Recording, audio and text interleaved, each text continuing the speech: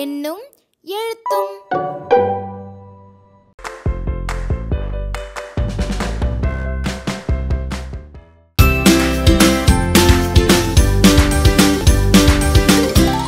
அனைவருக்கும் வணக்கம். இப்ப நாம ஒரு காணொளிய பார்ப்போமா?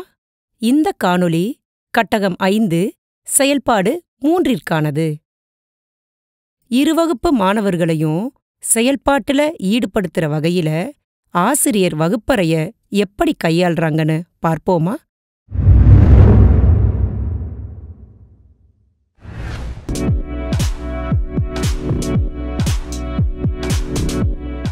இப்போ நம்ம ஒரு விளையாட்டு விளையாட போகிறோம். அந்த விளையாட்டுக்கு யார் விளையாட போகிறாங்கன்னா 4ஆம் வகுப்பு மட்டும்தான் விளையாட போகிறாங்க. 5ஆம் வகுப்பு நேற்று என்ன ஆக்டிவிட்டி பண்ணோம் மேக்ஸில்?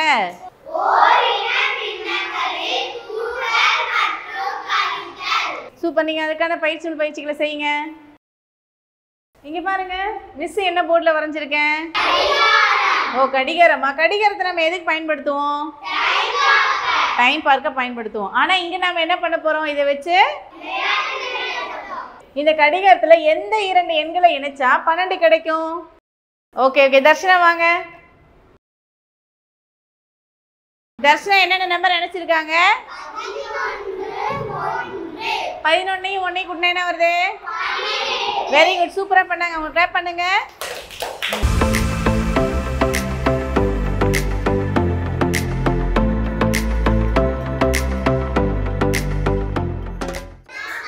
வாங்க பிரியா வாங்க. இந்தாங்கம்மா.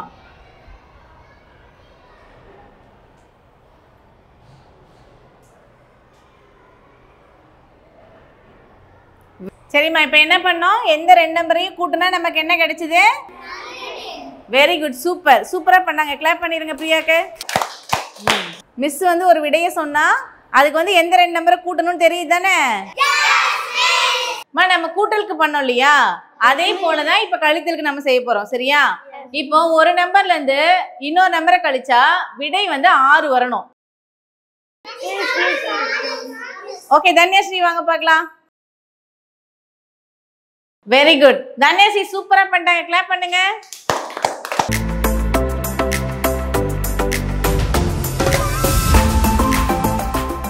வாங்க.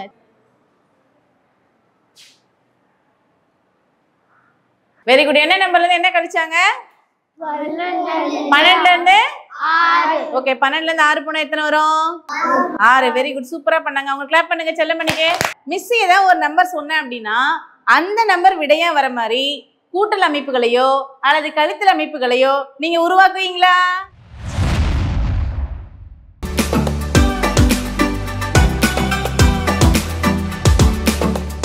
மிஸ் உங்க கையில என்னமா கொடுத்துருக்கேன்? இந்த மாத நாள்காட்டியை வச்சு ஒரு அமைப்பு உருவாக்கி காட்டுவேன். கூட்டல் அமைப்பு உருவாக்கி காட்டுவேன். அதே போல நீங்களும் உருவாக்கணும். 10ஐயும் 4ஐயும் கூட்டினா என்னமா விடை வரும்?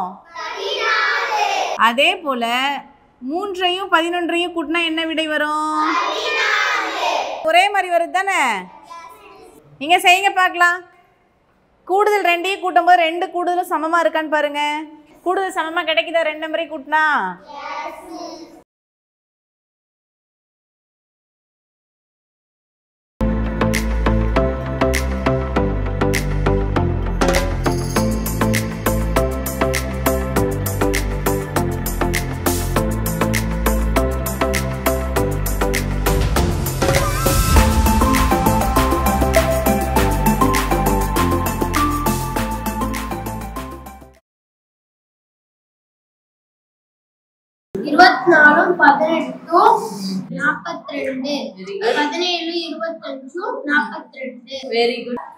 செல்லமணி என்ன போட்டிருக்கீங்க? 12 6 18. 18. அப்ப 5 13 18. Very good, super. 5ஆம் வகுப்பு உங்களுக்கான ஒர்க் புக் செய்றீங்களாமா? ஓகேம்மா. எல்லாரும் சரியா ஆன்சர் பண்றீங்களே. உங்களுக்கு என்னென்ன விடை வந்துச்சுன்னு சொல்றீங்களாமா? நீங்க சொல்லுங்க பார்க்கலாம். 28 ஓகே.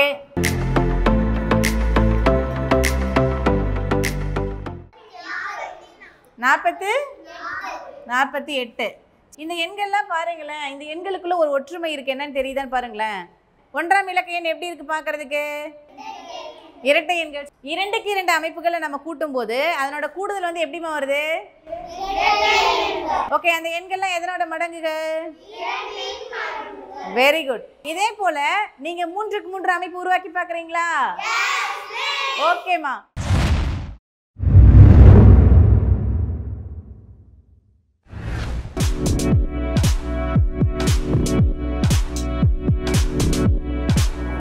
நான்காம் வகுப்பு உங்களுக்கான பயிற்சி நூல் பயிற்சிகளை செய்றீங்களாமா? உங்க கையில நான் என்ன கொடுத்துருக்கேன்? அதுல என்னென்ன இருக்கு? குறிப்பு. ஓகே, வாங்கிய பொருளா இருக்கு. அதுக்கப்புறம் என்ன இருக்கு? பொருளோட விலை இருக்கு. அப்புறம் வேற என்ன இருக்கு? எண்ணிக்கை இருக்கு. அப்புறம் அந்த பொருட்களோட தொகை எவ்வளோன்னு இருக்கு. Very good. தொகையில் இருக்க எண்கள்ல ஏதாவது வித்தியாசம் இருக்கா இல்ல ஒரே மாதிரி இருக்கா பாருங்களேன். அந்த எண்கள்ல என்னமா வித்தியாசமா இருக்கு? அந்த எண்கள்ல நடுவுல புள்ளி வச்சிருக்கு இல்லையா, அந்த எண்கள் பேரு என்னன்னா தசம எண்கள். என்ன எண்கள்? ஓகே, அதுக்கு எடுத்துக்காட்டா ஒரு எண் எழுதிட்டுமா? இதை படிங்க பார்க்கலாம். இது எப்படி படிக்கணும்? இங்க புள்ளி வச்சிருக்கலமா, இந்த புள்ளிக்கு பேர் என்ன அப்படின்னா தசம புள்ளி. என்னது? ஓகே, இந்த புள்ளிக்கு இடதுபுறம் இருக்கிற இந்த எண் முழு எண். என்ன எண்? இந்த புள்ளிக்கு வலதுபுறம் இருக்கிற எண் என்ன அப்படின்னா தசம எண். என்ன எண்? ஓகே, நான் இன்னொரு நம்பர் எழுதிட்டுமா?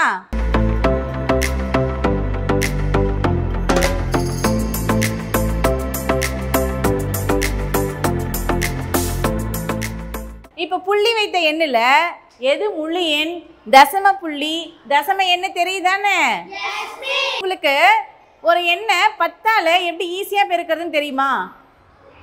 சரி, 15 பெருக்கல் 10ன்னு எழுதுறான்னு வச்சுக்கோங்களேன். 100.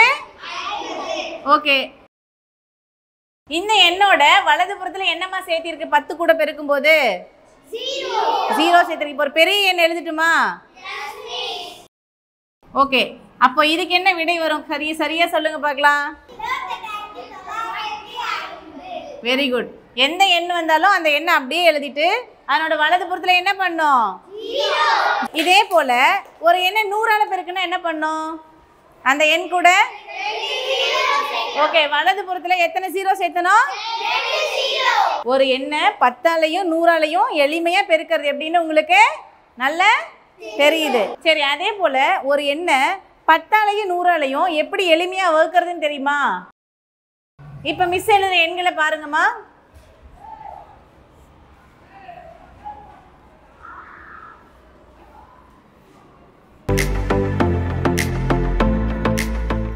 ஒரு எண்ணை 10ஆல வகுத்தா எந்த மாதிரி விடை கிடைக்குது? இந்த விடையை மட்டும் உற்று நோக்குங்க பார்க்கலாம். வலது புறத்துல இருந்து எத்தனை இலக்கம் தள்ளி புள்ளி வச்சிருக்காங்க? ஏன் மோனிகா சூப்பரா சொன்னாங்க, நல்லா கிளாப் பண்ணுங்க. ஓகே, ஒரு எண்ணை 10ஆல வகுக்கணும் அப்படின்னா அந்த எண்ணை வலது புறத்துல இருந்து ஒரு இலக்கம் தள்ளி என்ன பண்ணும்? Okay, very good. இதுக்கு என்னமா விடை வரும்? வெரி குட், அவங்க சூப்பரா சொன்னாங்க, கிளாப் பண்ணுங்க. 5.4. சரி, இன்னொரு கணக்கு எழுதிட்டுமா?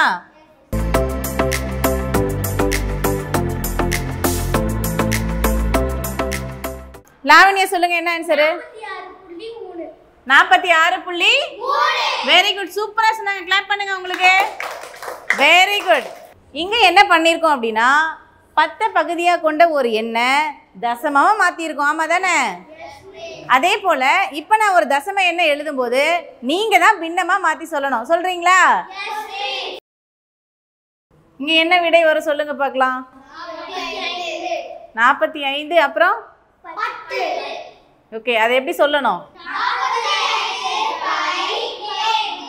10. இன்னொரு தசம எண் எழுதிட்டுமா?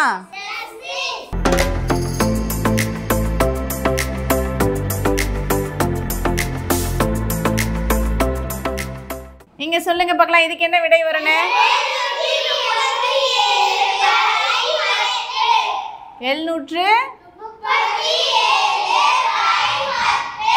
Okay very good. எல்லாருமே சூப்பரா ஆன்சர் பண்ணீங்க. கிளாப் பண்ணிக்கோங்க. உங்களுக்கு ஒரு தசமத்தை பின்னமாகவும் பின்னத்தை தசம பகுதியாகவும் மாற்ற தெரியும் தானே? Okay super. எல்லாருமே நல்லா பண்ணீங்க. கிளாப் பண்ணிக்கோங்க. ஓகே நீங்க உங்களுக்கான பயிற்சிகளை செய்றீங்களாமா? நன்றி. காணொளியோட தொடக்கத்துல 5ஆம் வகுப்பு மாணவர்களுக்கு அவர்கள் முந்தைய வகுப்பில் கற்ற ஓரின பின்னங்களில் கூட்டல் மற்றும் கழித்தலுக்கான பயிற்சிகளை மேற்கொள்ள செய்ததை பார்த்தோம். அப்பொழுது 4ஆம் வகுப்பு மாணவர்களுக்கு மாத நாள்காட்டியில் அமைப்புகளை உருவாக்கும் விதமா அவர்களை கடிகாரத்தில் கூட்டல் மற்றும் கழித்தல் அமைப்புகளை உருவாக்கி காட்ட செய்தது கற்றலுக்கு ஆர்வமூட்டும் விதமா இருந்ததுதானே? அதன் தொடர்ச்சியா 5ஆம் வகுப்பு மாணவர்களை செயல்பாட்டில ஈடுபடுத்த அவர்களுக்கு பின்னங்கள் மற்றும் தசமங்களுக்கு இடையேயான தொடர்பினை அறிந்து கொள்ளும் விதத்தில் செயல்பாட்டினை மேற்கொண்டது வகுப்பறை மேலாண்மைய மேம்படுத்தும் விதமா இருந்ததல்லவா?